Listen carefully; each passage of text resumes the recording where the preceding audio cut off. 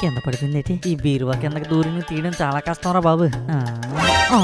మందు బాటలు మా నాన్నగారికి అలవాట్లేదు కదా, మా అమ్మకి నాకు తెలియకుండా కాముగా వేస్తున్నారు అనమాట ఇంట్లోనే. చెప్తా నాకే తన పని అయిపోయాడు మా బాబు. అమ్మా అమ్మా, ఏట్రా ఏమైందిరా? నీ పసుపు కుంకాలు మధ్యంలో మునిగి తేలుతున్నాయే. ముట్టిగా ఇచ్చేయగలను, తిన్నంగా మాట్లాడు. నాన్నగారు మందు వేస్తున్నారా అమ్మా? మీ నాన్న మందేటమేంట్రా? అవునే, నీకు తెలియకుండా నన్ను పిలకుండా ఒక్కలే కూర్చొని మందే వేస్తున్నారు. పైగా సీసాని ఎవరికి తెలియకుండా బీరువా కింద దాచారు తెలుసా? ఏం మాట్లాడుతున్నారా నువ్వు? నిజమే బాబు, నువ్వు ఇలా జడ్డిదానిలో ఉండడం వల్లే ఇన్ని సంవత్సరాలు ఆయన ఆటలు అలా సాగే. నాకు కావాలంటే చూపిస్తాను నీకు. ఏది పద చూద్దాం. ఇల్దా ఇదిగా ఇదిగా బాటలు. అమ్మో అమ్మో అమ్మో, ఇల్లు సంబంధం కోసం మా ఇంటికి వచ్చినప్పుడు కూడా అడిగాను రా నేను. నా జీవితంలో మందు కూడా ముట్టుకోలేదని చెప్పాడు. ముట్టుకోవడం ఏంటా అమ్మ, ఫుల్ బాటలు వేస్తుంటే మోసం చేస్తారు నిన్ను.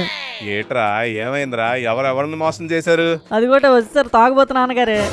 ఏం మాట్లాడుతున్నావురా? మీరే అమ్మను మోసం చేస్తారు కదా, దాని గురించి మాట్లాడుతున్నాను. నేను మీ అమ్మని మోసం చేశానా? అవును, మీరే నన్ను మోసం చేశారు. ఏమని మోసం చేశాను? ఇంట్లో ఒక్కలే కూర్చొని మందేసి మోసం చేశారు. కనీసం నన్ను పిల్లలని కూడా అనిపించలేదా నాన్నగారు మీకు? నీ అబ్బా నీ అబ్బా నీ అబ్బా ఎక్కడి నుంచి తీసావురా ఈ సీసా? బీరువా కింద నుంచి. అమ్మా చూసావా, నీ దగ్గర నుంచి తప్పించుకోవడానికి నన్ను కొట్టేస్తున్నారు. ఏమే తేనె బాటిల్కి మందు బాటిల్కి తేడా తెలియదేటే నీకు? తేనె బాటిల్ అది, దాని బీరువా కింద ఎందుకు దాచారండి? ఇంట్లో ఎంత పెద్ద తేనె తీగను పెట్టుకొని బాటిల్ ను బహిరంగంగా బయట పెట్టాను అనుకో, నాకి పారేస్తాడు నా కొడుకు, నాకి పారేస్తాడు.